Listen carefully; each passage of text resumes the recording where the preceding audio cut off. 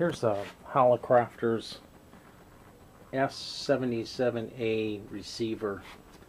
It's something I picked up over the weekend. It's a general coverage receiver. I believe it's 0 to 40, or 0.5 to 44 megahertz. See up there in that second dial from the top, 35 megahertz, 40. I think it goes up to 44, and now on the very bottom dial is your AM broadcast band, 0.9 megahertz.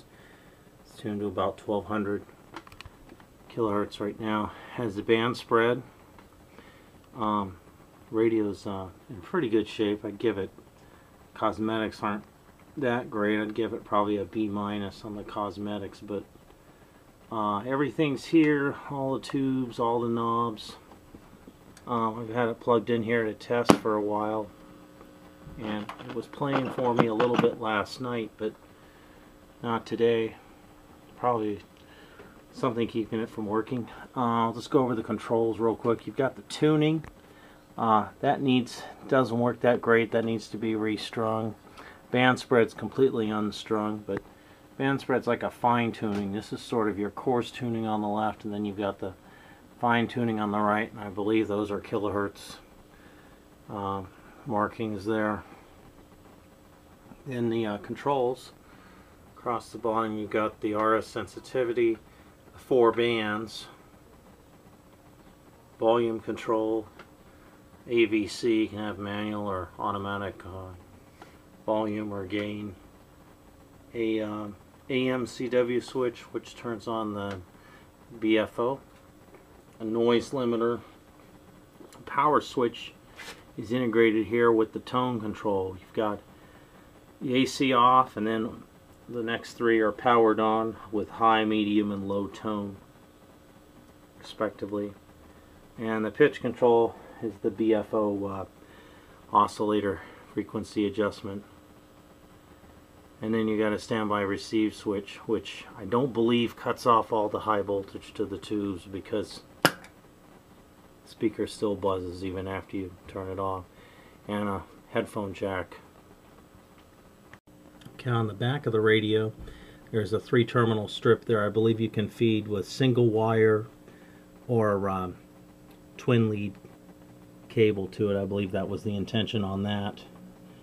The original label there is kind of broken, and the power cord, which is in pretty bad shape and needs to be replaced.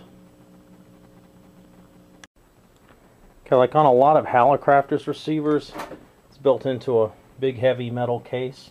The top unlatches and then opens up to allow you to get inside and work on the tubes, change tubes, and you can see there's the tuning capacitor, various vacuum tubes. It's a 9-tube receiver.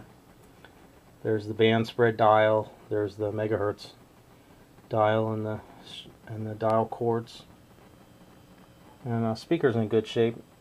And I did have it running for a few minutes last night. It was playing quite well. So I'm going to get into it, open it up, and I'll just start with checking the capacitors.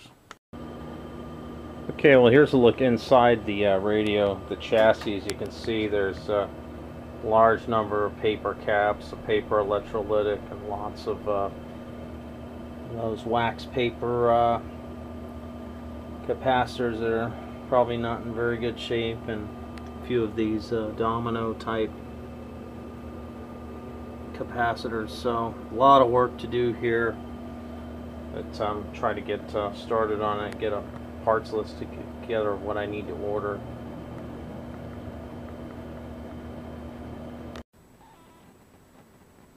Okay, well here's an update on the radio. I did some more disassembly on it. I separated the front panel from the chassis and cleaned everything up on the top. Both of the dial cords were bad, then those have come in, and the parts that come in, the capacitors as well. So I restrung both of these, and they work. And I think this is honestly my first time like completely restringing a radio. I think a long time ago I had retied a string on a Hallicrafters SX62. But I think this is the first time here. I don't know, I have extra cord left over, but everything seems to work okay. I'm gonna trim those once I put a little bit of super glue on the knots to kind of hold them, and when that sets up, I'll cut those. So I'm gonna go ahead and put the green dials back on, clean them up, and start to put the front panel of the radio back on. Okay, note about the tuning dials. These were both the band spread and the tuning dial megahertz were very dirty, and I cleaned them up a little bit with a paper towel and just a little bit of soapy water. Actually, I used a diluted simple green cleaner that works pretty good. And but you definitely want to approach this with caution, because you've got an old plastic dial here with the band markings. And what I did was, of course, I took an inconspicuous spot and like down here and put a little of the solution on and made sure it wasn't going to wipe the letters. You wouldn't want to take alcohol or anything like that to this, because who knows, it could wipe these letters right off. So just a warning to anyone that might be restoring one of these radios. I've also seen where the dials have yellowed real bad, I guess where they've sat in the sun for years, but that doesn't seem to have happened here. Chassis is in pretty good shape. And actually, I wanted to make a comment regarding that. I had one of these radios about 20 years ago, and the entire top of the chassis was really badly rusted. It was a radio from Florida, of course, where I used to live.